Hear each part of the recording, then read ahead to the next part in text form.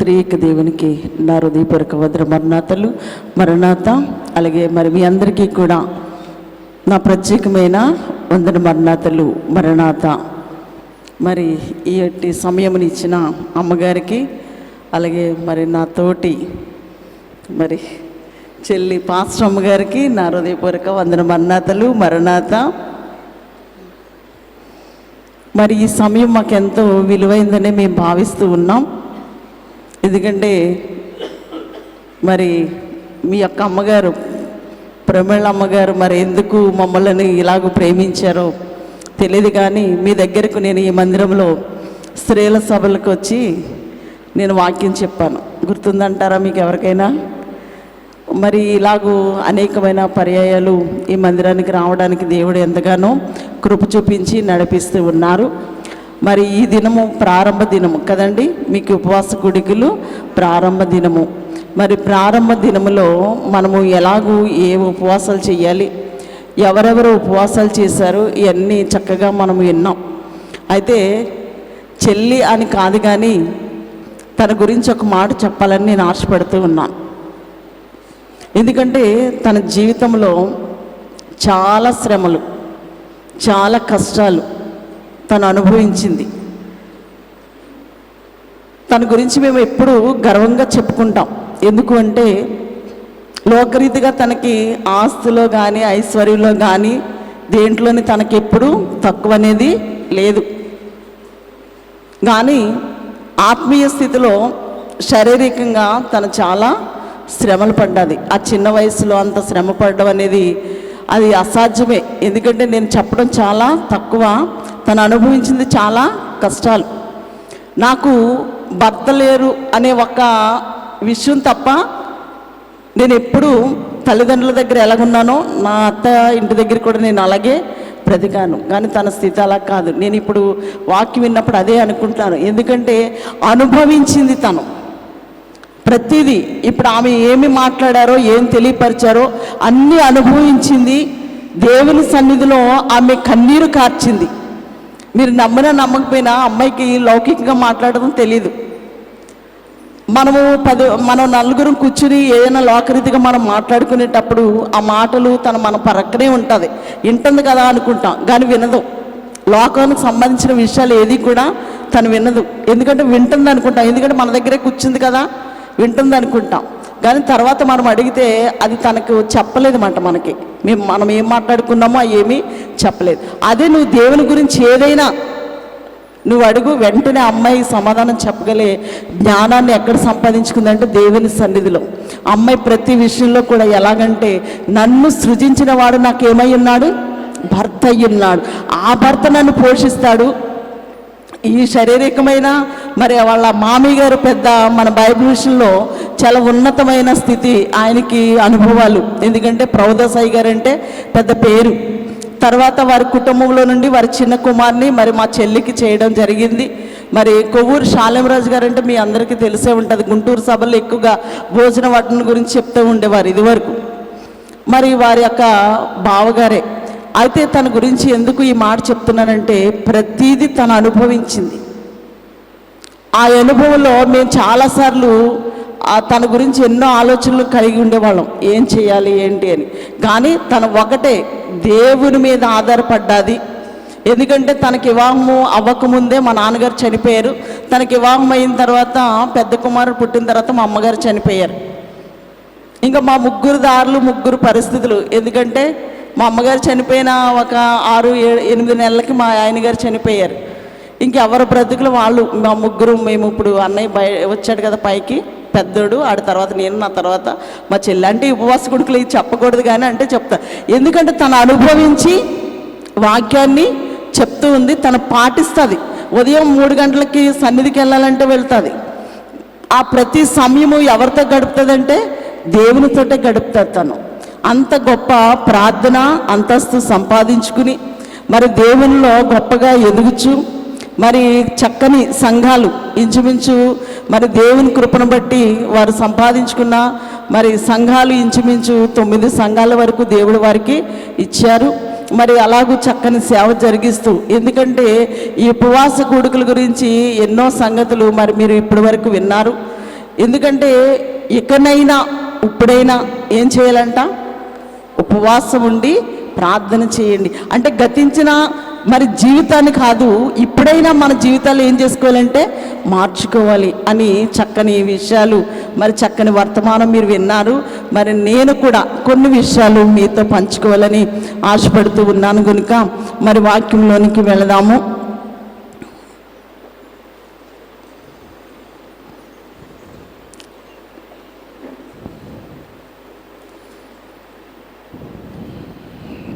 దావీదు కీర్తన గ్రంథములో 103వ అధ్యాయము, దావీదు కీర్తన గ్రంథము 103వ అధ్యాయము 2వ వచనం నుండి కొన్ని వచనాలు చదువుకున్నాం.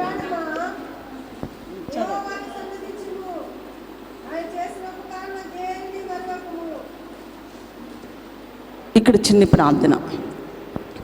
మహోన్నతుడ, నీకు వందనాలు, స్తోత్రములు. ఇదిగో ప్రభా, నీ బిడ్డలు ఏర్పాటు చేసిన తండ్రి, ఈ ఉపవాస కూడికలో నేనా దీనులము, బలహీనము అయినప్పటికీ మమ్ములను ప్రేమించి ప్రభా, ఇదిగో తండ్రి ప్రభా, నీ బిడ్డలు యేసేవయ్య గారు అలాగే ప్రభా అమ్మగారు మమ్మలను ప్రేమించి నైనా ఇదిగో తండ్రి ప్రభా, మా ఆత్మీయ నైనా ఇదిగో తల్లిదండ్రులు నైనా యేసురత్నమయ్య గారు అలాగే ప్రభా వైడీరు అమ్మగారు, వారి యొక్క ప్రేమను బట్టి బిడ్డలకు కూడా ఆ ప్రేమతో మమ్మలను పిలిచి ఇదిగో ఇక్కడ ప్రభా నీ మందిరంలో ప్రభా ఇదిగో నీ మాటలు చెప్పడానికి మమ్మల్ని ఆహ్వానించారు ప్రభా.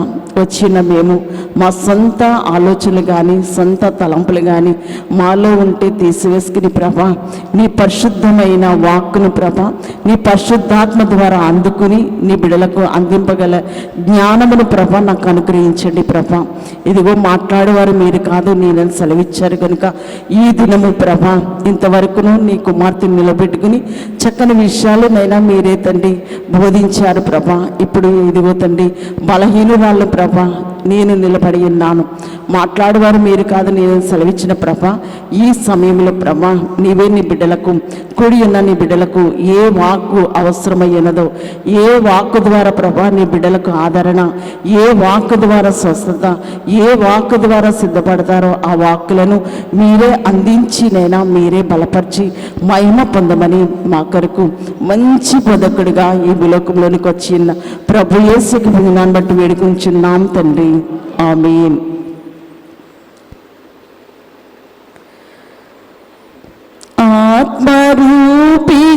ఆత్మరూపిగతానుండి మా బాధలలో పాలుంది, మా దుఃఖములను దాచి నీ సన్నిధిని నేర్పించి నా తండ్రి ఆత్మను మాతో నుంచి మమ్ము నడిపించు దేవా. మా తండ్రి ఆత్మను మాతో నుంచి మమ్ము నడిపించు దేవా. సన్నిధి నిలుపు నాలో, సన్నిధి నిలుపు. ప్రభు యొక్క కృపా సమాధానములు ఈ ఉపవాస కూడికలో ఏకీపించిన మనందరికీ దేవాది దేవుడు నిండుగా అనుగ్రహించును గాక. మనం చదువుకున్న వాక్య భాగంలో ఒక మాటను మనం చూడగలుగుతూ ఉన్నాం.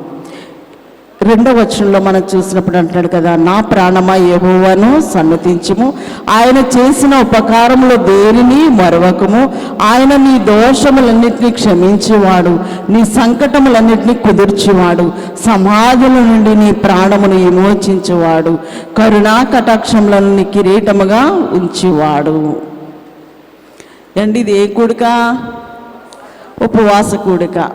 ఉపవాస కూడికలో మనం కృతజ్ఞత గురించి చెప్పుకోవచ్చా అండి? చెప్పుకోవచ్చా? చెప్పుకోకూడదంటారా?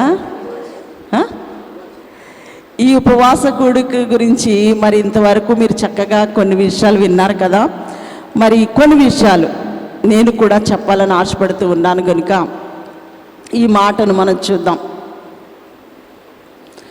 ఆయన చేసిన ఉపకారములు దేనిని మరువకము.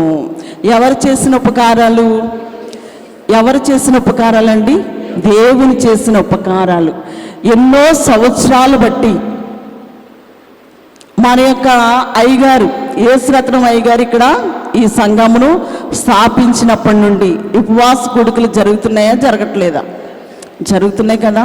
ఎందుకంటే మన బైబిల్ మిషన్లో ఉన్నవారు ప్రతి పండుగలు కూడా ఘనంగానే చేస్తాం. అయ్యగారు మనకి నెలకొక పండుగ కదండి, ప్రతి నెలకి ఒక్కొక్క మరి పండుగను దేవుడు మన తండ్రి గారి ద్వారా, ఆత్మీయ తండ్రి గారు దేవదాస్ అయ్య గారి ద్వారా మనకు ఏర్పాటు చేశారు. పండుగ అంటే సంతోషమా, దుఃఖమా అండి? పండుగ అంటే ఏంటి? సంతోషం. అంతవరకు ఏమున్నా ఏమి లేకపోయినా ఆ పండగ 3 రోజులు లేకపోతే 1 రోజు ఏం చేస్తాం? సంతోషంగా ఉండడానికే ప్రయత్నం చేస్తాం. అయితే ఇన్ని సంవత్సరాలు మనల్ని కాపాడుచు, మనల్ని ఆదరిస్తూ, ఆదుకుంటూ, మనల్ని నడిపిస్తున్న దేవాతి దేవుడు మనకి ఏం చేస్తున్నాడంట? ఎన్నో ఉపకారాలైనా చేస్తూ ఉన్నాడు. మనుషులం కనుక ఈ ఉపకారాలు ఏం చేస్తూ ఉంటాం అంటే మర్చిపోతూ ఉంటాం కదండి. ఉపకారాలు ఏం చేస్తాం? మర్చిపోతూ ఉంటాం. నాకు ఒకనొక సమయంలో ఏమీ లేకుండా దీనమైన స్థితిలోనికి నేను వెళ్ళిపోయాను. అప్పుడు మీ అమ్మగారు లాంటి వాళ్ళు నన్ను, నా పరిస్థితిని చూసి నాకు సహాయం చేశారు. తర్వాత నా స్థితి ఏమైపోయింది? మారిపోయింది. నేను చాలా గొప్పదాన్ని అయిపోయాను. మరి చాలా గొప్ప స్థితిలో నేనున్నాను. కానీ ఆ తర్వాత అమ్మగారు నాకు గుర్తొస్తారంటారా? ఏంటి వస్తారా? ఒకవేళ ప్రమేళ అమ్మగారు నేను ఇలాగ చేశాను, ఆ రోజు అన్నాగ్రేస్ అమ్మగారికి నేను ఉపకారం చేశాను, ఆ రోజు ఆమెకి ఏమీ లేకపోతే నేను ఇదిగో ఆమెకి కనీసం ఒక తవుడు బియ్యం ఇచ్చాను అంటే నేను ఒప్పుకుంటాను ఇప్పుడు? ఏంటి ఒప్పుకుంటానా?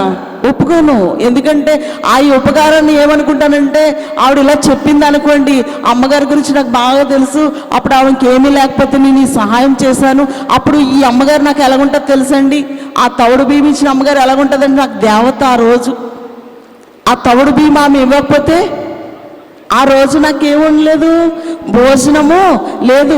ఆ రోజు అమ్మగారిని అంటాను, అమ్మా నీ అంత గొప్పది లేదు, నీ అంత దేవత లేదు, నువ్వు కాబట్టి నాకు ఈ సహాయం చేసావు కనుక నువ్వు ఎంత ఉత్తమరాలువో అని చెప్తాను. నాకు అన్నీ గడిచిపోయి ఈరోజు నా ఇంట్లో అంత సమృద్ధిగా ఉంది. ఆ తర్వాత ఈ మాట నేను చెప్తానా? ఒకవేళ అమ్మగారు మీలాంటి వాళ్ళ దగ్గర ఎక్కడైనా గ్రేస్ అమ్మగారికి నేను తవుడు బియ్యం ఇచ్చాను అందనుకో, నేను ఏమంటాను? ఊరికాయమ్మ ఏదో ఈ అప్పు కింద ఇచ్చింది, నేను తర్వాత ఇచ్చేలేదేంటి అంటానా? అన్ననా? అంటాం కదా. కానీ దేవుడు అలాంటి వాడు కాదు. ఆయన అలాంటి వ్యక్తి కాదు. ఆయన ఎలాంటి వాడంటే మన పట్ల ఎంతో ఉపకారాలైనా చేస్తూ ఉన్నాడు. అందుకనే ఒక భక్తుడు మనకందరికీ, మరి మీరు చాలా సంగతులు వినే ఉంటారు, యెహోషాపాతు అని ఒక భక్తుడు మనకు కనబడుతూ ఉంటాడు. ఆయన గొప్ప రాజు, ఆయన గొప్ప రాజు, ధనవంతుడు, గొప్ప సైన్యానికి అధిపతి, ఒక రాజు. ఇంత గొప్ప స్థితిలో ఉన్న వ్యక్తి ఒకనొక సమయంలో ఆయనకు కష్టము అంటే ఆపద రాబోతుందనగా, అంటే రాజులంటే ఎవరు? బలవంతుని పెడతారా, బలహీనుని పెడతారా అండి? రాజు అంటే ఎవరు? బలవంతుడే, శక్తిమంతుడు. మరి ఆయనకు సకల జ్ఞానం కలిగిన వాడై ఉండాలి. ఒక రాజ్యాన్ని పరిపాలన చేస్తూ ఉన్నాడంటే ఆయనకి ఎంత జ్ఞానం ఉండాలి, ఎంత బలం ఉండాలి, ఎంత మరి ధైర్యం ఉండాలి. ఇలాంటి ధైర్యము, బలము, శక్తి, ఐశ్వర్యము ఇవన్నీ ఉన్న వ్యక్తి యెహోషాపాతును మనం చూసినప్పుడు ఆయన ఒక మాట అంటాడనమాట. ఒకసారి చూద్దామా? మరి 2వ దినవృత్తాంతముల గ్రంథంలో మనం చూసినప్పుడు అక్కడ 20వ అధ్యాయము మనం చూస్తూ ఉంటాం.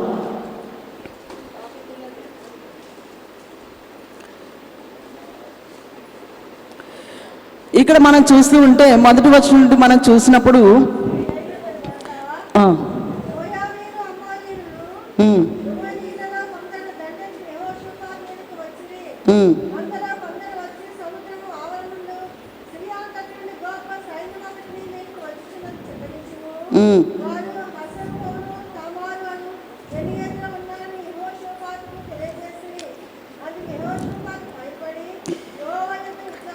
చూడండి ఇక్కడ ఈయన ఏం చేస్తున్నాడు? గొప్ప గొప్ప సైన్యము మన మీదకు రాబోతుంది, నీ మీదకి రాబోతుంది అన్నప్పుడు ఆయన ఏం చేస్తున్నాడంట? ఎక్కడికి వెళ్ళిపోయాడు అండి? తోటి రాజుల దగ్గరికి వెళ్ళాడా? తోటి మరి తన సైన్యం దగ్గరికి వెళ్ళాడా? ఏం చేద్దాం, ఈరోజు మన మీదకి గొప్ప సమూహము రాబోతుంది కనుక మనందరం ఏం చేయాలి, ఎలా చేయాలి ఆ ఆలోచన చేయడానికి వెళ్ళాడా? ఎక్కడికి వెళ్ళాడంటండి? యెహోవా దగ్గరకు విచారణ చేయడానికి వెళ్ళారట. ఎవరి దగ్గరికి వెళ్ళాడండి? యెహోవా దగ్గరికి. ఆయన ఎవరు అండి? ఈ యొక్క విచారణ చేయడానికి వెళ్ళిన వ్యక్తి ఎవరు? సామాన్యుడా? నీకులాగా నాకులాంటి మనిషా? కాదు, ఒక రాజు, గొప్ప మరి అతనిలో ఉన్న గొప్ప శక్తి, అంతేకాదు గొప్ప ఐశ్వర్యవంతుడు కూడా. కానీ ఎవరి దగ్గరికి వెళ్ళాడంట? దేవుని దగ్గరికి వెళ్ళాడట. ఏం చేయడానికి? విచారణ చేయడానికి. ఏమని అంటున్నాడు ఇక్కడ మనం చూస్తున్న మాటలు గమనించినప్పుడు, ఇదిగో యెహోవా యొద్ద విచారించుటకు మనస్సు నిలుపుకుని యూదా అంతటా ఉపవాస దినము ఆచరింపవలెను. ఏ దినం ఆచరించాలంట? ఉపవాస దినము ఆచరించాలి. మనం ఏదైనా సాధించాలి, ఏదైనా మనం పొందాలి, ఏదైనా మన శక్తి మనకు కావాలి అనుకుంటే ఏం చేయాలి? ఇప్పుడు రాజే కదా, ఉపవాసం చేయవలసిన పని ఉందా? ఉందా? లేదు. కానీ ఏం చేయాలి? ఇప్పుడు ఉపవాసం ఉండాలి. ఏమని చెప్తూ ఉన్నాడంటే, ఇక్కడ మనం చూస్తూ ఉంటే యోధావారు మరి ఇక్కడ మనం గమనించినప్పుడు ఏం చెప్తున్నాడంటే, మనస్సు నిలుపుకుని యోధా అంతటా ఏం చేయాలి? ఇప్పుడు ఉపవాసము ఆచరింపవలెను. ఎందుకంటే ఉపవాసం ఆచరింపగా అని ఇక్కడ మనం చూస్తూ ఉన్నాం. ఎందుకంటే ఈ ఉపవాసాన్ని ఏం చేయాలంట? ఆచరించాలంట. అంటే ఉపవాసంలో ఏముంది ఇప్పుడు ఉపవాసంలో ఏముంది? ఉపయోగం ఉంది.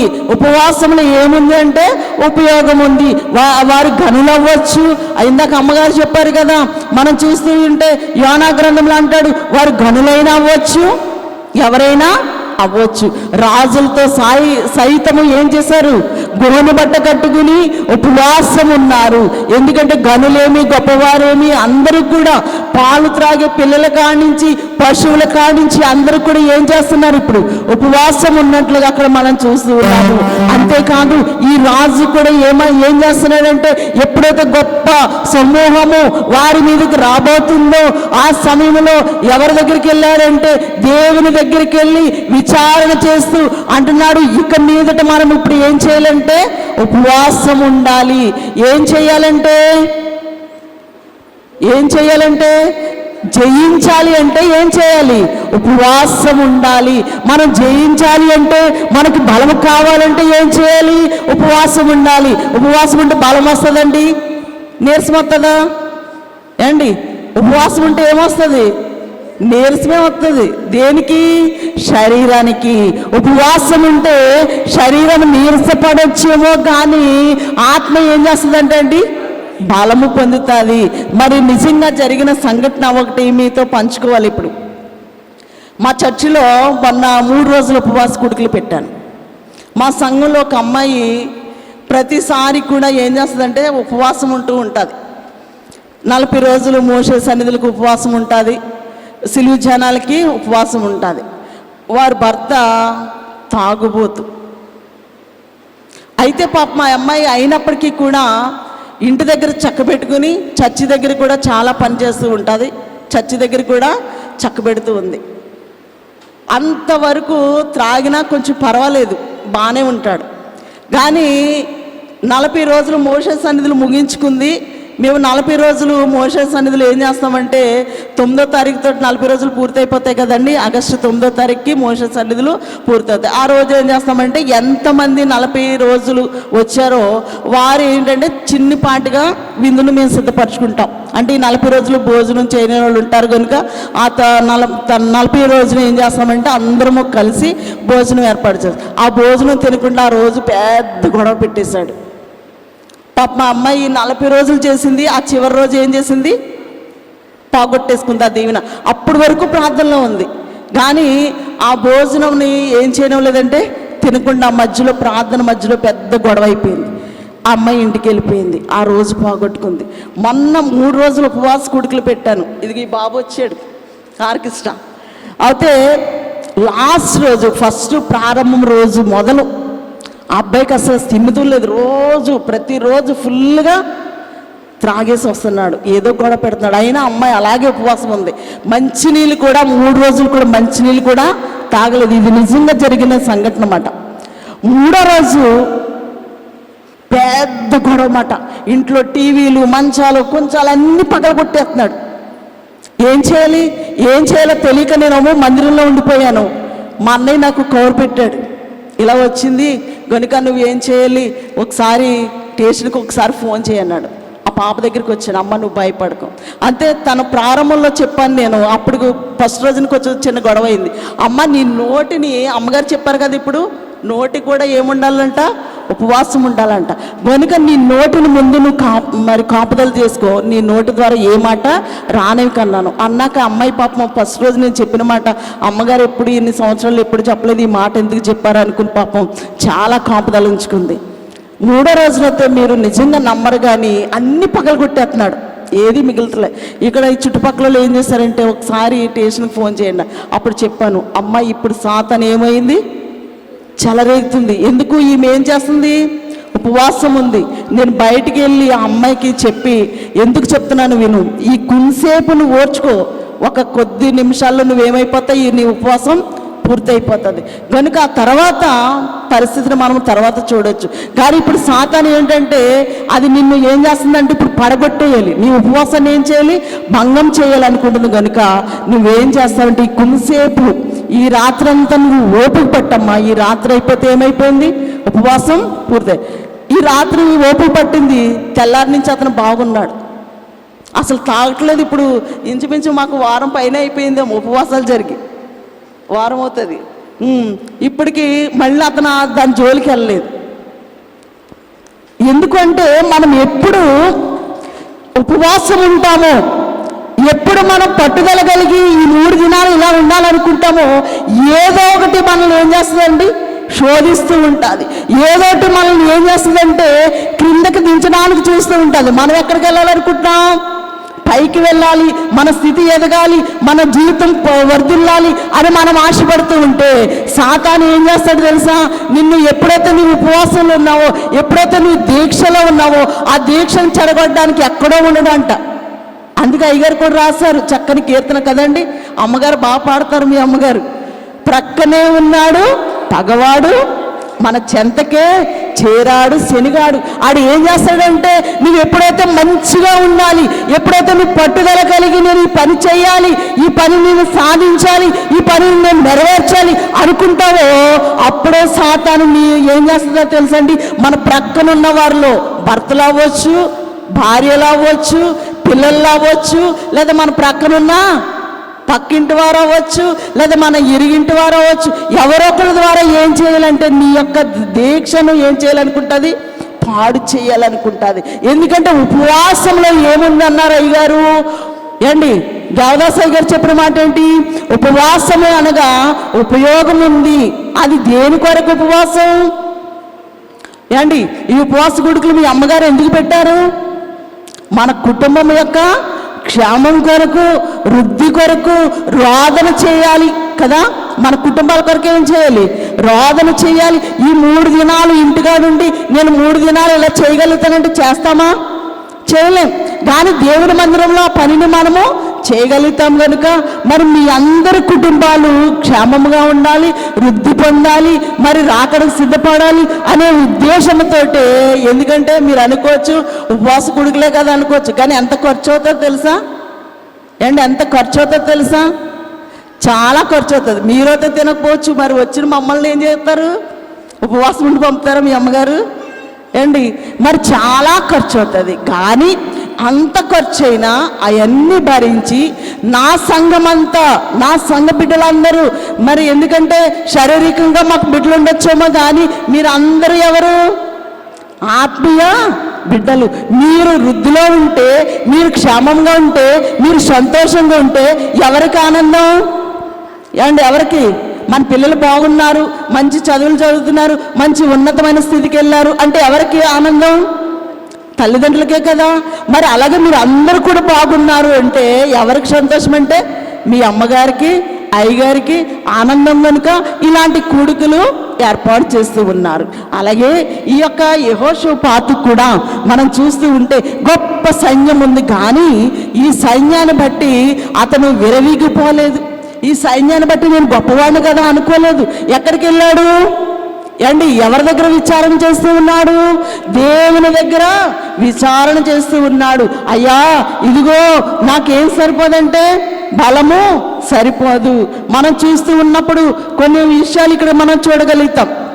మరి 20వ అధ్యాయంలో మనం చూసినప్పుడు అక్కడ ఒక విషయాన్ని మనం చూడగలుగుతాం. క్రిందికి చదివితే అంటారు కదా, 10వ వచనం నుండి మనం చూసినప్పుడు ఇశ్రాయేలు ఐగుప్తు నుండి, మరి 20వ అధ్యాయం 10వ వచనం.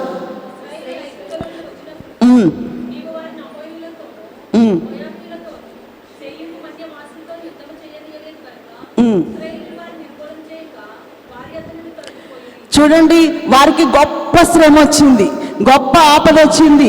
అయినప్పటికీ కూడా దేవుడు వారి చేత యుద్ధం చేయించాడా? చేయించలే. ఎందుకంటే తన బిడ్డలను దేవుడు ఏం చేయడంట? శత్రువుల చేతికి అప్పగించాడు. ఎందుకంటే శత్రువుల చేతికి అప్పగించకుండా మీరు ఎవరి మీద భారం వేశారు అంటే వారు అంటున్నారు కదా, 11వ వచనంలో మనం చూసినప్పుడు, ఇదిగో మేము స్వతంత్రించుకునే వాళ్ళని నీవు మాకు ఇచ్చిన స్వాస్థ్యములో నుండి మమ్మలను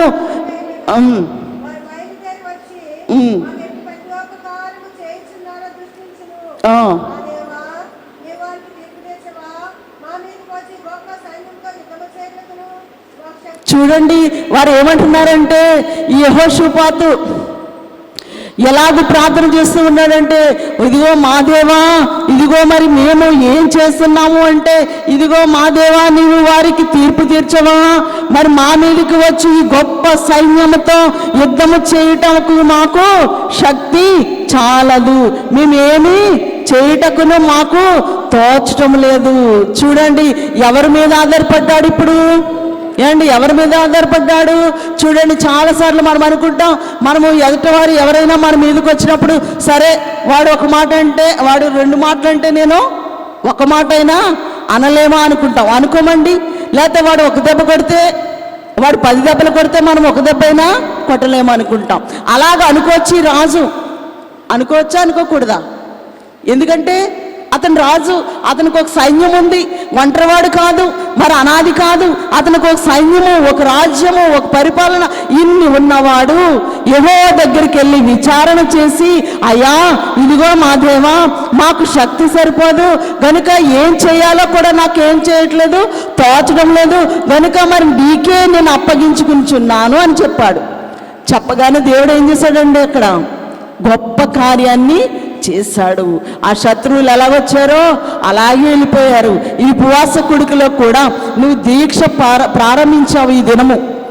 మరి ఎన్ని దినాలు ఉండాలి? ఇంకా 3 దినాలు ఉండాలి. ఈ 3 దినాల్లో ఎన్ని ఆటంకాలు వస్తాయోనండి. ఎందుకంటే అయ్యగారు కూడా రాశారు, మంచి పనులకు మాటికి ఆటంకాలు వస్తానే ఉంటాయంట. ఇది మంచి పనా చెడ్డ పనా? మంచి పనే కదా. ఇప్పుడు మీ అమ్మగారు మంచిదని తలంచి ఈ ఉపవాస కూడికలు ఏర్పాటు చేశారు. ఇప్పుడు మీ కుటుంబంలో ఏమవుతుంది? ఏదో ఒకటి ఈ 3 రోజులు నేను ఎలా ఉండాలని నువ్వు ఎప్పుడైతే నిర్ణయం చేసుకున్నావో, నిన్ను ఇక్కడ ఉండకుండా ఏం చేస్తుందంటే అపవాది ఏం చేస్తుందండి, ఏదో ఒక కష్టము, ఏదో ఒక ఇబ్బంది, ఏదో ఒక శోధన, ఏదో ఒక మాట నీ చెవిని పడుతూ ఉంటుంది. అందుకే చెవులకు కూడా ఏం చేయాలంట? చెవులు కూడా ఏం చేయాలన్నారు అమ్మగారు? ఉపవాసం పెట్టాలట. అంటే ఏవి కూడా ఏం చేయకూడదు, మన చెవుల్ని వేసుకోకూడదు. ఎందుకంటే ఇన్ని ఉపవాసాలు ఉండాలి. అయ్యగారు చెప్పిన మాట, పంటి ఉపవాసము, కంటి ఉపవాసము, మరి ఒంటి ఉపవాసము, మరి ఎన్నో ఉపవాసాలు అయ్యగారు, మన దైవజనులు అయ్యగారు, దేవదాస్ అయ్యగారు చెప్పారు. ఈ అన్నిటికీ ఉపవాసం పెడితేనే మనం ఏం చేయగలుగుతాం? అప్పుడు జయించగలం. ఈ అన్నిటికి ఉపవాసం పెట్టకుండా అమ్మా నేను ఉపవాసం ఉన్నాను అనడం వల్ల ప్రయోజనం ఏమైనా ఉందా? ఉందా? ప్రయోజనం ఏమీ లేదు. కానీ ఇక్కడ ఏం చేస్తున్నారంటే మాకు శక్తి చాలదు, ఏమి చేయుటకును మాకు తోచడము లేదు, నీవే మాకు దిక్కని ప్రార్థన చేసెను. వారికి దిక్కెవరు ఇప్పుడు? దేవుడే. కనుక ఈ 3 దినాల్లో మనము కూడా మనకు దిక్కు ఎవరు అంటే దేవుడే. కనుక ఈ 3 దినాలు దీక్షను పూనుకున్న మనము ఈ 3 దినాలు ఉపవాసం ఉండాలని తలంపగలిగి ఆయన యొక్క పాద సన్నిధిలోనికి వచ్చిన మీరందరూ కూడా నాయనా ఈ 3 దినాలు మేము నీకు అప్పగించుకునిచున్నాము, ఈ 3 దినాలు కూడా మాకు సహాయము నీవే అని చెప్పి మనం ఎక్కడ ప్రార్థన చేసుకోవాలంటే దేవుని దగ్గర ప్రార్థన చేసుకోవాలి. అప్పుడు ఆ ప్రార్థన ఫలితము మనము చూడగలుగుతాం. ఇంకో మరి ఇక్కడ మనం చూస్తూ ఉన్నప్పుడు మరి ఈ ప్రార్థన ఈ 3 దినాలు కూడా మనం ఏం చేయాలండి? జ్ఞాపకం చేసుకోవాలి. ప్రభా ఇదిగో ఈ శ్రమలు ఈ కష్టాలు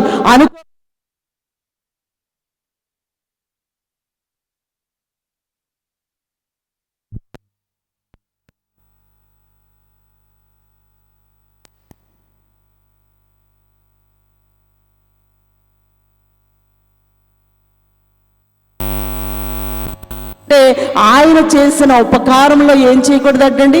దేనిని మర్చిపోకూడదట. ఎందుకంటే ఇక్కడ మనం చూస్తూ ఉంటే ఈరోజు ఈ కూడికల్లో ఏకేపించిన మనందరినీ దేవుడు తన కృప చొప్పున నడిపించాడా లేదా? ఆయన కృప లేకపోతే మనం ఏమీ చేయగలుగుతామండి? చేయలేం.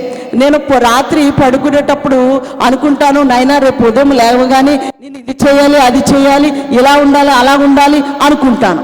కానీ పొద్దున్నే నేను లెగిస్తానో లేగనో ఏండి ఉందా? ఏంటి పొద్దున్నే మనం లెగిస్తామో లేగమో అన్న నమ్మకం మనకుందా? ఏండి ఈ రోజుల్లోతే లేదు. ఉందంటారా? ఉదయాన్నే నేను లేస్తాను అని గుండెల మీద చెయ్యేసుకుని ధైర్యంగా చెప్పగలుగుతున్నామా? లేదు.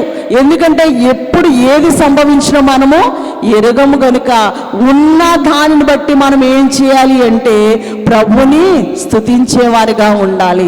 అందుకే భక్తుడు అంటాడు కదా, మరి మనం చూస్తుంటే కీర్తనకారుడు అంటాడు, ఇదిగో మరి 6వ అధ్యాయము 5వ వచనంలో మనం చూస్తే అక్కడ ఒక మాటను మనం చూడగలుగుతుంటాం. దావీదు కీర్తన మరి 6వ అధ్యాయము 5వ వచనంలో చూస్తే మరణమైన వారికి నిన్ను గూర్చిన జ్ఞాపకము లేదు. మరి మరణమైపోయిన వారు ఈ ఉపవాస కూడికలో ఏకీపిస్తారా? వారికి జ్ఞాపకం ఉంటుందా? కానీ మనల్ని ఎలా ఉంచాడు దేవుడు? సజీవులుగా ఉంచారు. కనుక ఎక్కడికి రాగలిగాం? ఆయన యొక్క మందిరంలోనికి రాగలిగాం.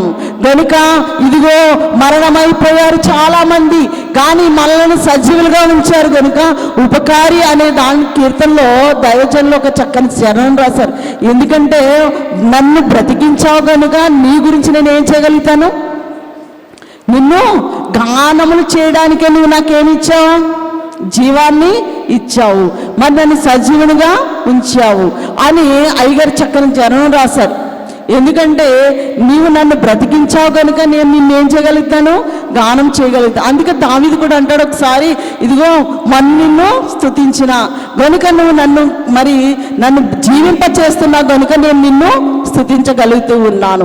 ఎందుకంటే మనకు జీవంనిచ్చిన దేవుడు, జీవింప చేసిన దేవుడు మనల్ని ఏం చేస్తున్నాడంటే ఆయనను గనపరిచేవారుగా. ఇందాక అమ్మగారు చదివించారు కదా, అతడు నా నామమును ఎరిగిన వాడు కనుక నేను అతన్ని తప్పించదను. ఎక్కడి నుండి ఏండి ఆ మాట మనం చూస్తే, అతడు నా నామమును ఎరిగిన వాడు గనుక శ్రమ నుండి అతన్ని ఏం చేస్తాను? నేను తప్పించేదను, అతన్ని గొప్ప చేసేదను, దీర్ఘాయువును ఇచ్చేదను.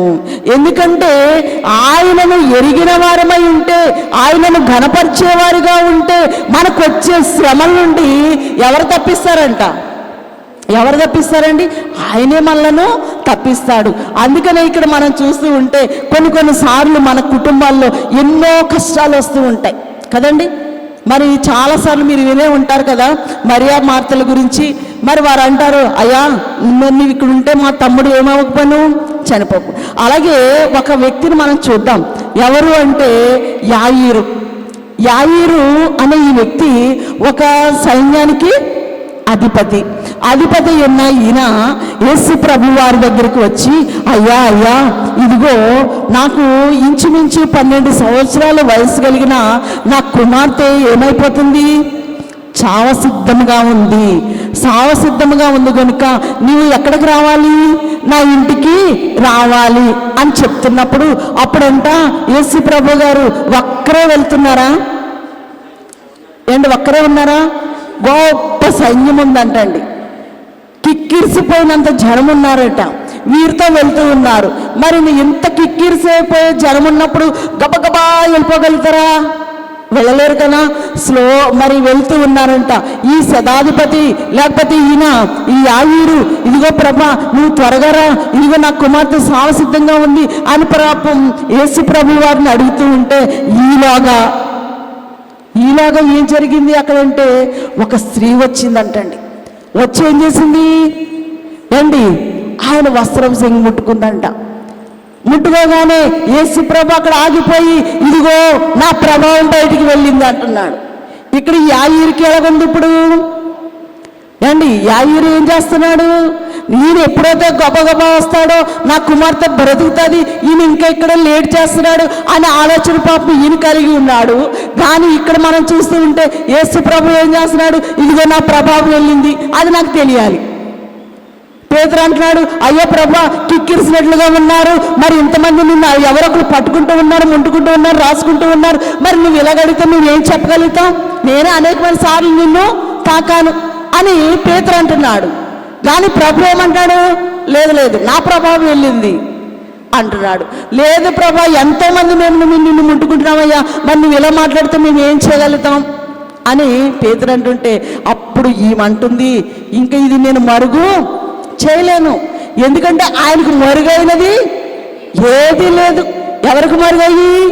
దేవునికి మరుగైంది ఏది లేదు కనుక ఇదిగో నేను మరుగు చేయలేను కనుక అని అప్పుడు ఏం చేస్తుందంటండి, గబగబా వచ్చేంటుంది, అయ్యా నేనే నిన్ను ముట్టుకున్నాను, నిన్ను తాకాను, కానీ నాకేం కలిగింది?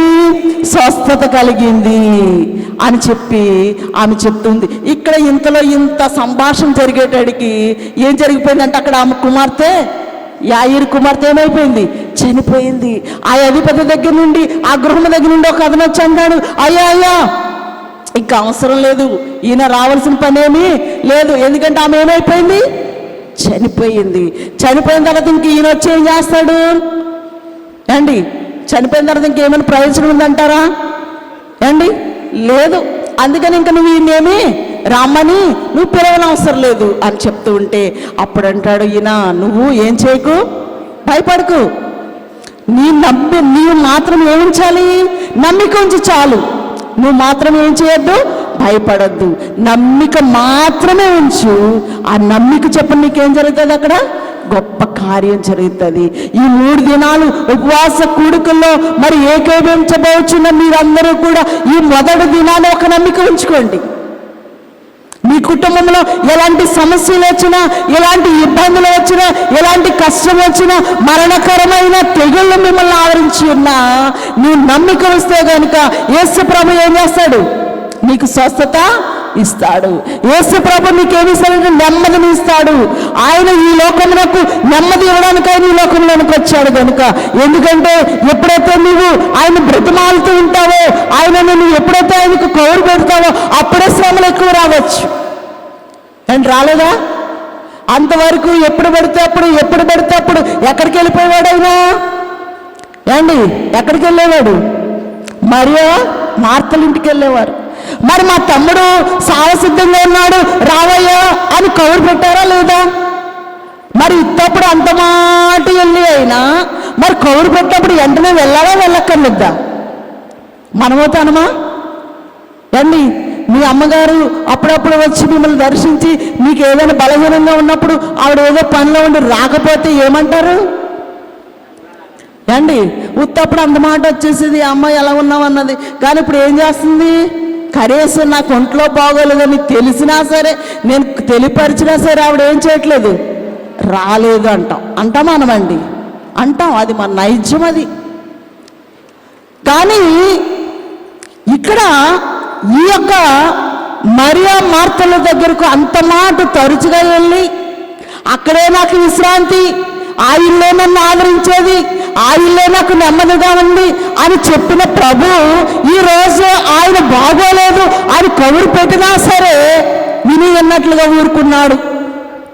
ఊరుకున్నాడా లేదా? అప్పుడు శిష్యులు కూడా అంటారు, అయ్యో మనకు తెలుసు అప్పుడే 4 రోజులు అయిపోయింది, ఇప్పుడు వెళ్దామంటావేంటి ప్రభా? వెళ్ళామంటే వాళ్ళు మనల్ని ఏం చేయరు, బ్రతకనివ్వరు, వాళ్ళు మనల్ని ఏమన్నా చేస్తారేమో అన్నారు. అయితే ఎందుకు ఈ మాట మీకు జ్ఞాపకం చేస్తున్నానంటే, ఈ దేనికైనా ఏముందంటున్నాడు, సమయం. అండి దేనికైనా ఏముంది, సమయం ఉంది. ఒకవేళ నువ్వు అనుకోవచ్చు, ఇదిగో ఈ క్షణము ఇది ఇలా జరిగితే ఎంత బాగుందో అనుకుంటాం కదండి. ఈ క్షణము మనకున్న బాధలు పోతే బాగుండు అనుకుంటాం. లేదా నీకు ఏదైనా అప్పుల బాధ ఉన్నప్పుడు ఎవరో ఒకరు వచ్చి ఈ క్షణము ఈ పూట నాకు సహాయం చేస్తే బాగుండను. కానీ దాన్ని తగిన సమయం కొరకు దేవుడు ఏం చేస్తున్నాడు, కనిపెడుతూ ఉన్నాడు. ఎందుకంటే ఆయన పుట్టక ముందే ప్రవక్తకు మాట చెప్తాడు, ఏమని? ఆశ్చర్యకరుడు. ఎన్నో బిరుదులు ఉన్నాయి ఆయనకి, అందులో ఒక బిరుదు ఆశ్చర్యకరుడు. ఆయన ఏం చేస్తాడంటే ఆశ్చర్యమైన కార్యాలు చేస్తాడు, మామూలు కార్యాలు కాదు. ఆయన ఏం చేస్తాడు, ఆశ్చర్యమైన కార్యాలు చేస్తాడు. అందుకనే ఆ చనిపోయిన లాజరును బ్రతికించగలిగాడంటే అది ఆశ్చర్యం కదా. అప్పటికే 4 దినాలు కంపు కొట్టి మరి బ్యాడ్ స్మెల్ వచ్చిన లాజరు లేపడం అంటే అది సామాన్యమైన విషయము కాదు. కానీ లేపగలిగాడు అంటే ఆశ్చర్యమైన కార్యాన్ని అక్కడ చేశాడు. అయితే ఇక్కడ మనం చూస్తుంటే, కానీ మనం ఏంటంటే అల్ప సంతోషం కదండి, అల్పం. ఎందుకంటే ఇప్పుడు మంచిగా జరిగిందనుకో సంతోషపడతాం, ఇప్పుడు ఏదైనా కష్టం వచ్చిందనుకో వెంటనే ఏం చేస్తాం, ఏడుస్తూ ఉంటాం. కానీ మన ప్రభు శాశ్వతమైన నవ్వును మనకు ఇచ్చేవాడు. ఎందుకంటే ఈ క్షణం నవ్వే వచ్చిన క్షణం ఏడు అనే దేవుడు మాత్రము కాదు. ఎందుకంటే మన జీవితంలో ఎన్ని కష్టాలు, ఎన్ని ఇబ్బందులు, ఎన్ని శోధనలు మనం ఎదుర్కొంటామో అప్పుడే మనం ఎలా కనబడతామంట. దైవజనులు రాశారు, కాలిన మాస్టు రాలిపోవును, కలుగును విలుగు శాంతి.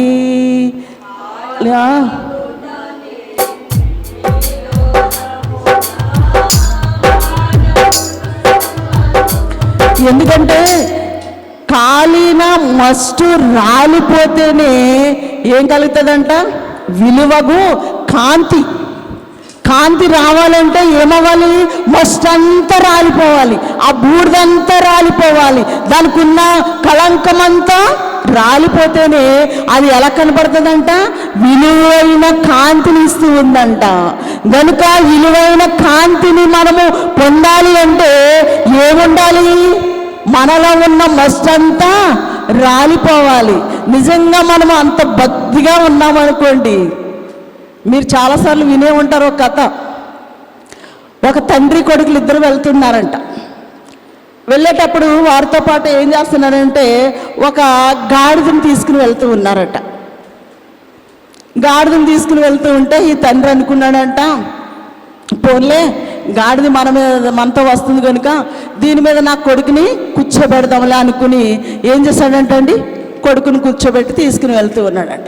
దారంట నాలంటి వాళ్ళని మీలాంటి వాళ్ళు వెళ్తూ అన్నారంట, ఈడేంటి పెద్ద అతను వదిలేసి ఈడు కూర్చున్నాడు ఏంటి, కుర్రోడు ఈడు చక్కగా నడవచ్చు కదా, అతను కూర్చోవచ్చు కదా అని అంటే, ఈ మాట వీళ్ళు చెవిని పడి, నాన్న నేను కాదు నువ్వు కూర్చోరా బాబు అని వాళ్ళ నాన్న కూర్చోబెట్టాడండి.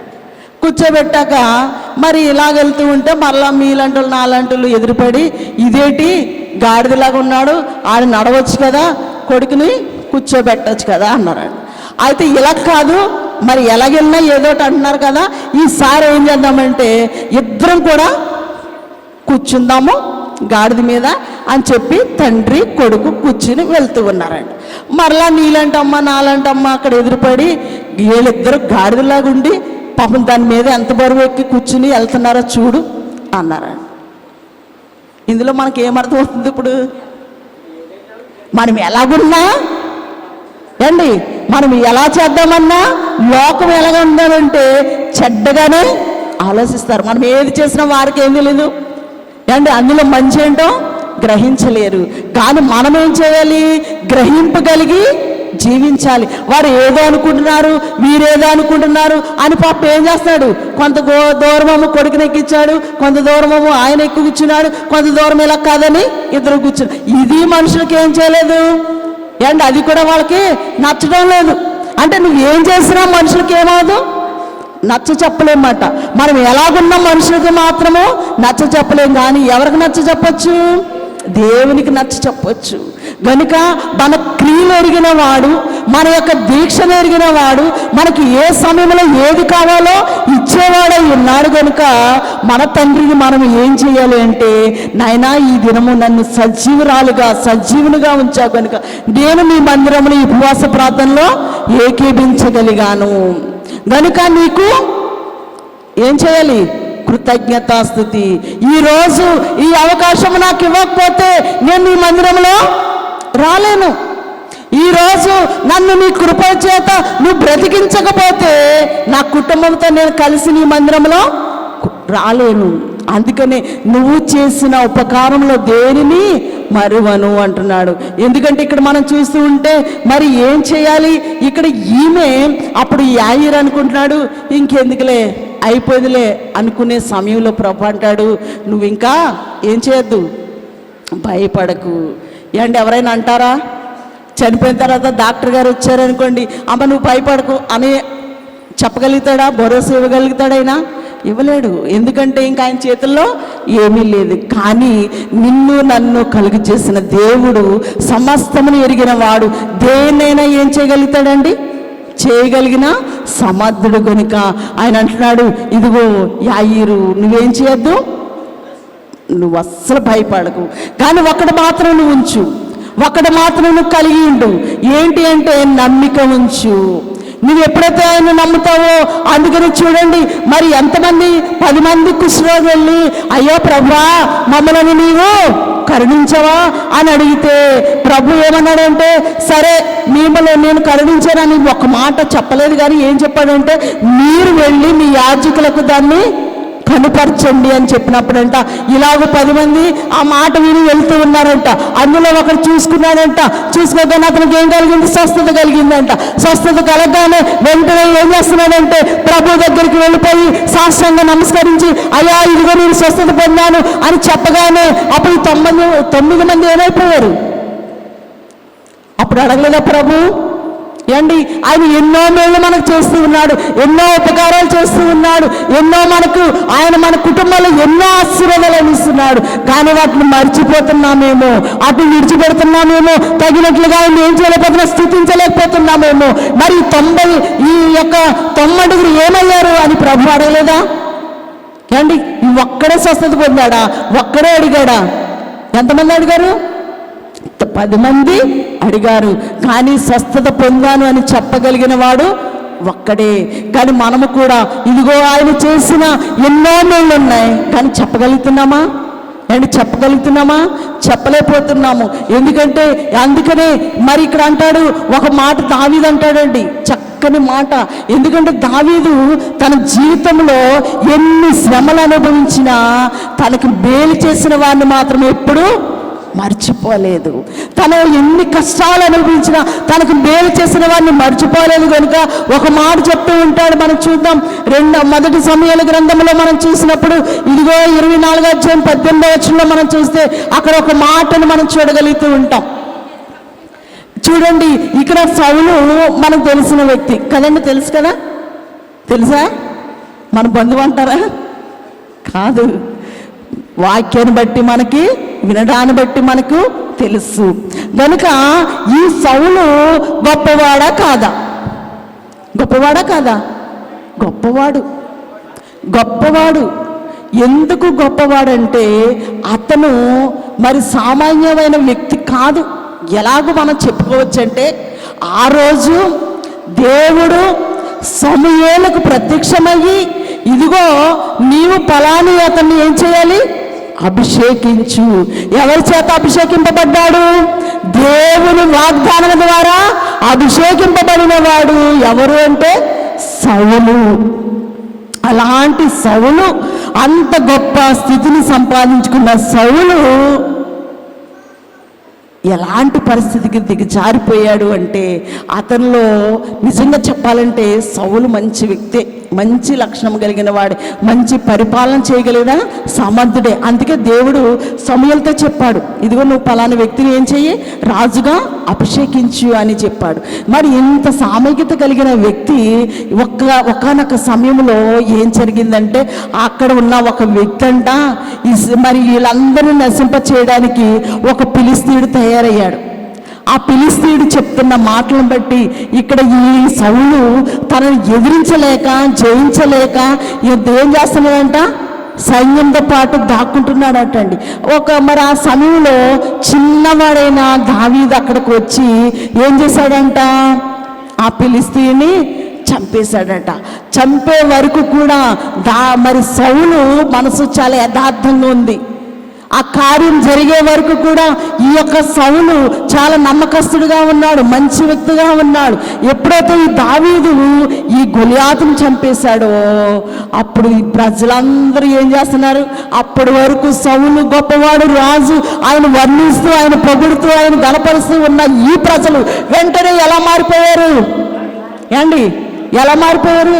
ఇప్పుడు దావీదును మోసేస్తున్నారు అండి. దావీదుని ఏం చేస్తున్నారు, ఇప్పుడు మోస్తూ ఉన్నారు. అంతవరకు ఎవరిని మోసారు అండి, అంతవరకు సౌలుని మోసారు.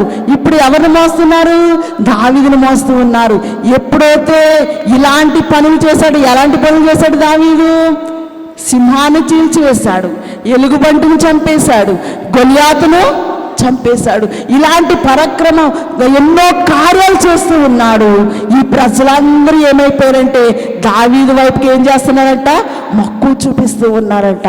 అప్పుడు పాపం సౌలులో స్వార్థం ఏర్పడిపోయింది కదండి. లేక అంతవరకు స్వార్థపరుడా కాదు, అంతవరకు పాపం స్వార్థపరుడు కాదు. అందుకే స్వార్థపరుడు కాదు కనుక ఏమంటాడు, ఈ గొలియాతును ఎవరైతే సంహరిస్తారో వారికి నా కుమార్తెనిచ్చి వివాహము చేస్తానంటున్నాడు. మరి ఇన్ని చెప్పిన ఇతను స్వార్థం ఉంటే ఆ మాట అంటాడా, అనడు. కానీ స్వార్థపరుడు కాదు. కానీ ఎప్పుడైతే దావీదు బలాన్ని చూచాడో, దావీదు యొక్క బలాన్ని అతను చూచాడో, వెంటనే తనలో స్వార్థం ప్రవేశించిందంట. ఏం ప్రవేశించిందండి, స్వార్థం ప్రవేశించి అప్పుడు అంటున్నాడు, ఇక మీదట దావీదు సజీవుడిగా ఉంటే నా రాజ్యం ఏమైపోతుంది, ఇప్పుడు నా రాజ్యమే ఉండదు. ఇంకా తనకు వారసులు ఉన్నారా లేదా, సౌలుకి వారసులు ఉన్నారా, కొడుకులు ఉన్నారా, ఉన్నారు. అయితే ఇప్పుడు నా కొడుకును కూడా ఏం చేయనివాడు, సింహాసనం మీద కూర్చొనివాడు. దావీదు ఉన్నంతసేపు నా కుటుంబం ఏమైపోవాలి, ఇప్పుడు శిథిలమైపోతుంది. ఎందుకంటే దావీదునే ఎక్కువగా అందరిలో ఉన్నాడు కనుక, మరి దావీదు లేకుండా ఉంటే నా కుటుంబం ఏం చేయబడుతుంది, అందరి దృష్టిలో గొప్పదిగా కనబడుతుంది అనే ఆలోచన వచ్చింది. అప్పుడు స్వార్థము ఆయనలోనికి వెళ్ళగానే ఏం చేస్తున్నాడు, ఇప్పుడు దావీదుని ఎలా చంపాలా పన్నాగాలు పన్నుతూ ఉన్నాడు. ఇక్కడైతే బాగుంటుందా, లేకపోతే అక్కడైతే బాగుంటుందా, ఎక్కడైతే తను సులువుగా చెప్పగలుగుతాం అనేటప్పుడు ఒక వ్యక్తి ఉన్నాడు దావీదుకు. ఎవరు ఆ వ్యక్తి అంటే, ఎక్కడి నుండి వచ్చాడు ఆ వ్యక్తి అంటే, సౌలు కుటుంబంలో నుండి, సౌలు యొక్క కొడుకు. ఎవరికి సహాయం చేస్తున్నాడు ఎవరికి సహాయం చేస్తున్నాడు, దావీదుకి సహాయం చేస్తున్నాడు. అంటున్నాడు కదా దావీదు, ఇదిగో ఈరోజు ఈ అమావాస్య రోజు మా నాన్న నిన్ను చంపాలనుకుంటున్నాడు కనుక నువ్వు జాగ్రత్త పడు, నేను మా నాన్నకి ఏదో ఒకటి చెప్తాను అని ఇలాగూ ప్రతిసారి కూడా యోనాతాను ఏం చేస్తున్నాడంటే దావీదును తప్పిస్తూ ఉన్నాడు. అంతేకాదు ఒకనొక సమయంలో అంటాడు దావీదు, సరే ఇంకేమైందిలే, ఇప్పుడు నేను ఎలాగ చనిపోతానులే, నాకు ఇంకా ఎటువంటి ఇది లేదులే అని ఏవో చెప్తుంటే యోనాతాను అంటాడు కదా, ఇదిగో దావీదు నీవేమైనా అనుకో, నిన్ను నన్ను మరణం తప్ప మరి ఎవ్వరూ వేరు చేయలేరు. ఎందుకంటే దావీదులో ఉన్న భయం ఏంటంటే సౌలు ఏం చేస్తాడు, నన్ను ఎలాగా చంపేస్తాడు కనుక మరి నేను ఎలాగా చనిపోతాను అంటే ఈ యోనాతాను అంటాడు, దావీదు అది కాదు, నిన్ను నన్ను ఒకవేళ వేరు చేయాలనుకుంటే ఎవరు వేరు చేస్తారంటే మరణమే వేరు చేయాలి తప్ప నా తండ్రి వల్ల కూడా ఏమీ కాదు, నా తండ్రి వల్ల కూడా నిన్ను నన్ను వేరు చేయలేరు అని చక్కగా ధైర్యాన్ని ఇచ్చి మరి బలపరిచే మాటలు అంటే ఆదరించే మాటలు చెప్పాడు. అయితే ఇప్పుడు రాజు కుమారుడే దావీదుకి తోడుగా ఉంటే దావీదుకి భయం ఉంటుందా అండి? ధైర్యం ఉందా లేదా? ధైర్యం ఉంది కదా. ధైర్యాన్ని బట్టి ఇంకా దావీదు ఏం చేస్తున్నాడంటే దాక్కుంటూ ఉన్నాడు. సౌలుని ఏం చేయలేక, కానీ ఒకనొక సమయంలో సౌలు ఎవరి చేతికి చిక్కిపోయాడంట? దావీదు చేతికి చిక్కిపోయాడట. చిక్కిపోతే మరి ఇప్పుడు సౌలుకి ఏమైపోయింది? ఇప్పుడు భయము వణుకు పుడుతుంది. ఎలాగంటే దావీదు చేతిలో నేను చిక్కపడ్డాను, ఇప్పుడు ఏం చేయాలి? దావీదు నన్ను ఊరుకుంటాడా ఏండి? నన్ను ఇన్ని కష్టాలు పెట్టావు, ఇన్ని ఇబ్బందులు పెట్టావు, మనమైతే అంటాం ఎవరైనా మనకు శత్రువు ఉన్నారనుకోండి, ఎప్పుడైనా మనల్ని తిట్టున్నారనుకో, అవకాశం అయితే ఊరుకుంటామా అండ్? ఊరుకోము. ఎందుకంటే చాలాసార్లు అనుకుంటాం ఇదిగో ఎప్పటికైనా సరే ఆమె చేసిన పని నేను ఇప్పటికీ కూడా మర్చిపోలేదు, ఎప్పుడు నా గుండెల్లో ఏమవుతుంది మెరుగుతూనే ఉందంటాం. కానీ దావీదుకి మెరగలేదంటారా అండ్? ఒకటా రెండా పోళ్ళు శ్రమలు పెట్టాడు. అయినా కానీ దావీదు ఇక్కడ ఎప్పుడైతే ఈ సౌలు చేతికి చిక్కాడో చంపకుండా వదిలేస్తే సౌలు ఏమంటాడు తెలుసా? దావీదు గురించి మనం చదువుకున్నాం కదా. మరి అక్కడ మనం చూస్తుంటే 24వ అధ్యాయంలో 18వ వచనంలో మనం చూసినప్పుడు అక్కడ ఒక మాట సౌలు చెప్తున్నాడండి. ఏమంటున్నాడంటే, ఇదిగో నన్ను నీ చేతికి అప్పగింపగా నన్ను చంపక విడిచినందుకు చూడండి, మరి ఈ దినము నీవు నా అపకారమునకు నువ్వేం చేసావు? ఉపకారం చేసావు. ఎవరు చేశారు అపకారం అండి? సౌలు అపకారం చేస్తే దావీదు ఏం చేశాడంట? ఉపకారం చేశాడట. అప్పటికి దావీదు ఇంకా రాజు కాలేదండి. ఈ ఉపకారం చేసేసరికి సౌలుని చంపకుండా ఉండడానికి అప్పటికి ఈ దావీదు రాజు అవలే. కానీ అప్పుడు కూడా దావీదు ఏం చేశాడంట? ఉపకారమే చేశాడట. అందుకనే నువ్వు నాకంటే, ఇక్కడ చక్కని మాట అంటాడు, నాకంటే నీవు నీతిపరుడవు. ఎవరికంటే? ఈ మాట ఎవరు చెప్తున్నారు? సౌలు చెప్తున్నాడు. ఎందుకంటే నేను నీ చేతికి చిక్కబడినా నువ్వు నన్ను చంపకుండా నన్ను నువ్వు కాపాడి, ఎందుకంటే నేను నీకు చేసినంత అపకారమే కానీ నువ్వేం చేసావంటే నాకు ఉపకారం చేశావు, కనుక నువ్వు నాకంటే నీతిమంతుడవు. ఈ మాట నువ్వు నేను చెప్పట్లేదు, ఎవరు చెప్తున్నారు? సౌలు చెప్తున్నాడు. నువ్వు నాకంటే నీతిమంతుడవు. ఎవరికంటే నీతిమంతుడంట అండి? సౌలు కంటే దావీదు నీతిమంతుడు. అంటే సౌల్లో ఏముంది? కొద్ది గొప్ప అండి ఏముంది? నీతి ఉంది కదా. నీతి ఉండబట్టే దేవుడు సౌలుని రాజుగా చేయగలిగాడు. కానీ నువ్వు నాకంటే నీతిమంతుడవు. ఎందుకంటే దావీదు పట్ల అసూయ పడ్డాడు, కానీ ప్రజల పట్ల పడ్డాడా? పడలేదు కదండి. కానీ తనకున్న అసూయను బట్టి అది ఇంకా పరిస్థితులన్నీ ఇంకా భయంకరంగా మారినాయి అనుకో. కానీ ఇక్కడ దేని గురించి చెప్తున్నామంటే, దావీదు శత్రువులు సైతం ఏం చేయగలిగాడంట? ఉపకారమే చేశాడు కానీ అపకారము చేయలేదు. అందుకనే అతను శత్రువైన సౌలు అంటాడు, నువ్వు నాకంటే నీతిమంతుడవు. ఒకనొక సమయం వచ్చింది, అప్పుడు దావీదు అంటాడు కదా. ఎందుకంటే మనం చూస్తూ ఉంటే 2వ సమూయేలు గ్రంథము 9వ అధ్యాయం 1వ వచనం చూస్తే, మరి ఎవరైనా సరే యోనాతాను యొక్క అంటే సౌలు కుటుంబానికి సంబంధించిన వారు ఎవరైనా ఉంటే వారికి ఏమైనా ఉపకారము చెయ్యాలనుకుంటున్నాను. ఎందుకంటే వారి కుటుంబ పక్షంగా ఎవరైనా ఉంటే అప్పటికి ఈయన ఏమైపోయాడంటే రాజు అయిపోయాడు. ఎవరు? సౌలు. మరి దావీదు చేతికి చిక్కేటప్పుడు దావీదు రాజు కాలేదు, కానీ ఇక్కడికి వచ్చేసరికి ఆయన ఏమైపోయాడంటే రాజు అయిపోయాడు. కనుక నేను సౌలు యొక్క కుటుంబానికి అంటే వారి కుటుంబ సభ్యులు ఎవరైనా పర్వాలేదు, వారికి నేను ఏమైనా ఉపకారము చేయాలి. కనుక వారి స్థితిగతులు ఎలాగున్నాయో వారి పరిస్థితులు ఎలాగున్నాయో నాకు తెలియాలి అని అప్పుడు అడిగినప్పుడు చెప్తూ ఉన్నారు. రాజా దావీదు, ఇదిగో యోనాతాను యొక్క ఒక కుమారుడు ఉన్నాడు, అతను ఎలాగున్నాడంట? కుంటివాడై ఉన్నాడట. అప్పుడు ఈ కుంటివాడిని ఎక్కడ తీసుకొచ్చారు? దావీదు దగ్గర తీసుకొచ్చారు. మీరు ఆ 2వ సమూయేలు గ్రంథం 9వ అధ్యాయం చూస్తే అక్కడ మీకు ఈ కథ తెలుస్తుంది. అయితే అప్పుడు యోనాతాను కుమారుడు ఒక కుమారుడు ఏంటంటండి కుంటివాడట.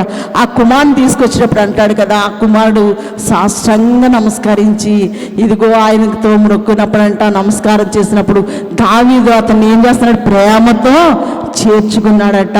చేర్చుకుని తనకి ఏం చేశాడు, ఉపకారము చేశాడు. ఎందుకంటే దేవుడు అందరికీ ఉపకారి కదండి. ఎవరికైనా అపకారం చేశాడా దేవుడు? అందరికీ ఉపకారి కనుక మరి ఈ ఉపవాస కూడికల ద్వారా మనం ఏం చేయాలి అంటే, మరి ఏం చేయాలి, ఉపకారాలు చెయ్యాలి. ఎందుకంటే చూడండి, మరి దావీదు తన జీవితంలో ఎలాంటి ఉపకారం అంటే శత్రువుల సైతం ఏం చేయగలిగాడు, ప్రేమించగలిగాడు. ఇందాక అమ్మగారు ఒక మాట చెప్పారు, మనకు ఎవరైనా కొంచెం విరోధస్తులు ఉండి మన ప్రక్కన కూర్చున్నా, మన ముందు కూర్చున్నా, వెనకాల కూర్చున్నా మనం లేచి ఏం చేస్తాం, మనకు నచ్చకపోతే అక్కడి నుంచి లేచి ఇంకో చోటుకి వెళ్ళి కూర్చుంటాం. లేకపోతే ఆమె కూర్చున్నంతసేపు ఏం చేస్తాం, ఇంకెక్కడ చోట్లేదు, ఇంకా తప్పనిసరి పరిస్థితుల్లో కూర్చున్నాం అనుకో ఎలాగుంటామంటే ఏదో నిప్పుల కుంపటి మీద కూర్చున్నట్టే అనిపిస్తూ ఉంటుంది. కానీ దేవుడు మనలను ప్రేమించేవాడు. అందుకనే ఒక మాట అంటాడు, ఆయన మనలను ప్రేమించను కనుక మనం కూడా ఏం చేయవలసి వస్తుంది అండి. యోహాను పత్రికలో ఉంటుంది, మొదట ఎవరు ప్రేమించారు మనల్ని అండి, మొదట ఎవరు ప్రేమించారు, దేవుడే మనల్ని ప్రేమించాడు కనుక మనం ప్రేమించవలసి వస్తుంది. అంతే కదండి, అంతేనా అండి. ఆయన ప్రేమించాడు కనుక మనము ప్రేమించవలసి వస్తుంది. కానీ అది కాదు. కానీ ఒకవేళ మన శత్రువులైనా సరే, అందుకనే మన తండ్రి మనతో అంటారు, అయ్యగారు ప్రభు అంటాడు, నీ శత్రువుల ఎదుటే నీకు నేను భోజనం ఏర్పాటు చేస్తాను. అందుకనే ఈ ఉపవాస కూడికలో మరి ఏంటి అంటే మన జీవితంలో, ఎందుకంటే అయ్యగారు రాశారు, ఎందుకింత చింత నొందిదవు, వైద్యుడు లేనట్లు ఎందుకు ఇంత చింత నొందిదవు అనే దాంట్లో కొన్ని చరణాలు ఉంటాయి. ఎందుకంటే ఎన్ని శ్రమలు అన్ని దానములు ఉన్నవని విభుని సన్నుతించు మిలలో, మరి ఇన్ని శ్రమల వెనక ఏముందంట, అన్ని మేళ్ళు అనుభవిస్తామంట. కనుక ఈ ఉపవాస కూడికలు ప్రారంభ దినంలో ఉన్నాం కనుక ఈ దినం కొంచెం పర్వాలేదు. ఇంకా సాయంకాలం అయ్యే కొలది ఏమవుతూ ఉంటుంది అండి, మనం బయలుదేరి వెళ్దామంటే ఒకవేళ భర్తలు ఒకవేళ మరి ప్రార్థనకు రాని వాళ్ళు ఉన్నారనుకో, అప్పుడు వెళ్ళిపోతావు, ఇప్పుడు దాకా గుళ్ళో కూర్చున్నావు, మళ్ళీ ఇప్పుడు వెళ్ళిపోతానన్నావు, మరి ఇంటి దగ్గర ఎవరు చక్క పెడతారు అంటారు. లేదంటే పిల్లలు ఏం చేస్తారు, ఏదో ఒకటి ఆటం లేదా ఏదో ఒకటి మనకి ఏదో ఒక అడ్డు ఏదో ఒకటి మనకి అడ్డుగా నిలవచ్చేమో. కానీ ఈ అడ్డులన్నిటినీ మనము జయించి ఆయన దగ్గరికి వస్తే ఏం చూస్తామంట, మేళ్ళు చూస్తామంట. అందుకనే అయ్యగారు స్వస్థత, ఈరోజు మీ అమ్మగారు అన్నారు స్వస్థత కూడిక, అందుకే స్వస్థత పాటలో ఒక పాట రాశారు, ఏమని, వినరయ్యా వినారయ్యా యేసు ప్రభావము, ఘనరయ్యా క్రీస్తుని ఘన కార్యము, మనసు యేసుని కథపై బయటి యోచించిన మహిమా కనబడు.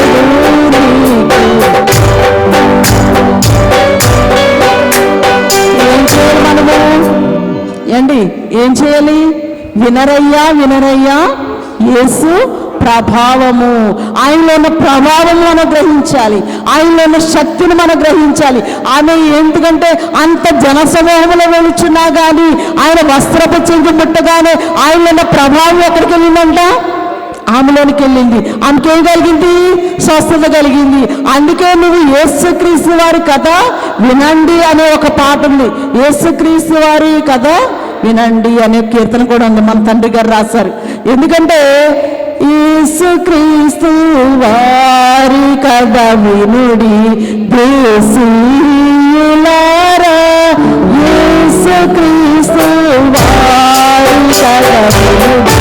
ఏం చేయాలి అంటే ఏం చేయాలి, ముందు ఆయన గురించి వినాలి. వింటే అప్పుడు మీకు ఆయన ప్రభావం ఎక్కడికి వెళ్తుంది, మనలోనికి వస్తుంది. అందుకే దైవజనులు చక్కగా రాశారు, వినరయ్యా వినరయ్యా యేసు ప్రభావము, ఘనరయ్యా క్రీస్తు ఘనకార్యములు. ఆయన ఎన్ని చేశాడో అవన్నీ మనం ఏం చేయాలంట, గ్రహించాలంట. అందుకనే చూడండి, మరి పొట్టు చక్కయ్య ఏం చేశాడు, విన్నాడు, తెలుసుకోవాలనుకున్నాడు, చెట్టు ఎక్కాడు. ఏం తెచ్చుకున్నాడు? రక్షణ తెచ్చుకున్నాడు. అలాగే అందుకే అయ్యగారు ఏమన్నారంటే, వినండి, విశ్వసించండి, ఆజ్ఞకు విధేయులై ఉండండి. అందుకని ఏం చేయాలంటే మరి వినాలి, ఆయన ప్రభావాన్ని మనం ఏం చేయాలంట? గ్రహించాలట. ఆ తర్వాత ఉన్న మాట ఏంటి అండి?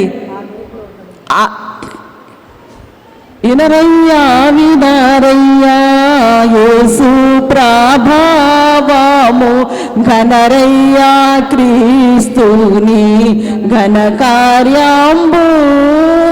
మనసు, ఎందుకంటే ఆయన ఘనకార్యాలు చూడాలి. మన మనసు ఎక్కడ నిలపాలి ఏండి? మన మనసు ఎక్కడ ఉండాలి? ఇప్పుడు అయ్యో వచ్చాము. ఎప్పుడు ప్రారంభించారండి? 9 గంటలకా 10 గంటలకా? 10 గంటలకు ప్రారంభించారు. ఇప్పుడు ఇంచుమించు టైం ఎంత అయింది? 2:30 అయిపోయింది. ఇప్పుడు మన మనసు ఎక్కడ ఉంటుంది? 10 గంటల నుండి ఇక్కడే కూర్చున్నాము. ఎప్పుడు ఇంటికి వెళ్ళాలా, ఎప్పుడు చక్కబెచ్చుకోవాలా అనే ఆలోచన ఉందా అండి? ఉంటే మనం ఏం చేయలేం. మన మనసు ఎక్కడ నిలపాలంట?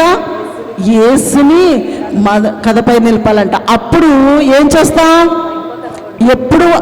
ఎప్పుడైతే నీ మనసు దేవుని కథపై నిలుపుతావో అప్పుడు మహిమ కనబడుతుందట. అప్పుడు ఏం కనబడుతుందంటే అనుభవము దొరుకుతుందట. ఎప్పుడు నీ మనసు దేవుని వైపు నిలిపినప్పుడు అప్పుడు మహిమను చూడగలుగుతావు. అప్పుడు నీలోకి ఏమొస్తాయి? అనుభవాలు వస్తాయి. కనుక ఈ అనుభవాలు సంపాదించుకోవాలంటే మనం ఎక్కడికి రావాలి ఏంటి? దేవుని సన్నిధిలోనికి రావాలి. చాలా మంది అయ్యగారు రాశారు శిరచ్ఛేదన అనే పుస్తకంలో, శిరచ్ఛేదన అనే దాంట్లో అంటాడు, కొంతమంది చదువుకున్న పిల్లలు అంటారంటే మేము గుడికి ఎందుకు వెళ్ళవలను ఏండి? ఎందుకు వెళ్ళాలి? నువ్వు మహిమను చూడాలంటే గుడికి రావాలి. నువ్వు చదువు నేర్చుకోవాలంటే బడికి వెళ్ళాలి. నీకు విద్య బాగా రావాలంటే నువ్వు స్కూల్కి వెళ్ళకపోతే ఇంట్లో మీ అమ్మ, మీ తల్లిదండ్రులు ఎంత చెప్పినా పిల్లలకి ఎక్కుతుందా ఏండి? కనుక ఎక్కడికి రావాలి? నువ్వు మహిమను చూడాలి. ఆయన ప్రభావం నీలోనికి రావాలి. ఆయన మహిమ నీలోనికి రావాలి అంటే ఎక్కడికి రావాలంటే మందిరంలోనికి రావాలి. అందుకే మోషే సీనాయి కొండ ఎక్కి ప్రభు దగ్గర ఉన్నప్పుడే మోషేలోనికి ఎవరి ప్రభావం వెళ్ళింది? దేవుని యొక్క ప్రభావం వెళ్ళింది. అప్పుడు ఆయన ముఖం ఏం చేయగలిగిందంట? ప్రకాశించగలిగింది. అలాగే మనము కూడా ఈ 3 దినాలు మరి మీ అమ్మగారు ఏర్పాటు చేసిన ఈ 3 దినాల్లో కూడా మనం ఎక్కడ ఉండాలంటే దేవుని దగ్గరకు రావాలి. ఆయన సన్నిధానంలోకి అంటే ఆయన మందిరంలోనికి రావాలి. అప్పుడే మహిమ కాంతి మన మీద ఏమవుతుందంటండి? ప్రకాశింపచేస్తాడు. కనుక ఈరోజు ఉపవాస కూడికలో మనం ఏం చేయాలంటే ఉపవాసం ఉన్నాం కదా అని ధీరంగా ఉండడం కాదు, కానీ ఆనందంగా ఈ 3 రోజులు దేవుని సన్నిధిలో గడపాలి. ఎందుకంటే నిన్ను సజీవుడిగా ఉంచాడు, నిన్ను జీవింపచేయుచున్నాడు. కనుక ఆయన మనం ఏం చేయాలంట? స్తుతించాలంట. ఎందుకంటే ఉపవాసం అనేది ఉపయోగపడేది. ఉపవాసం అనేది గొప్ప కార్యాలను చూపించేది. ఉపవాసం ద్వారా గొప్ప స్థితిని సంపాదించుకోగలుగుతాం.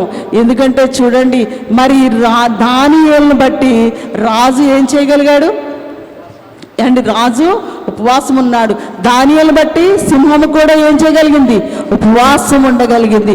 దేవునికి అసాధ్యమైనది ఏదీ లేదు, సమస్తం ఆయనకి సాధ్యం. కనుక ఈ ఉపవాస గుడికలో మనం అనుకోవచ్చు, మన శరీరం బట్టి, మన బలహీనతను బట్టి అయ్యో నేను ఉండలేనేమో అనుకోవచ్చు, కానీ శక్తినిచ్చేవాడు, బలాన్ని ఇచ్చేవాడు దేవుడు. కనుక అందుకనే యెహోషాపాతు అంటాడు, అయ్యా మాకు శక్తి లేదు, మాకు బలము లేదు, కనుక ఏం చేయాలో మాకు తోచటం లేదు, కనుక నీవే మాకు దిక్కు, నీవే మాకు శక్తినివి అని దేవుని మీద ఆధారపడ్డాడు.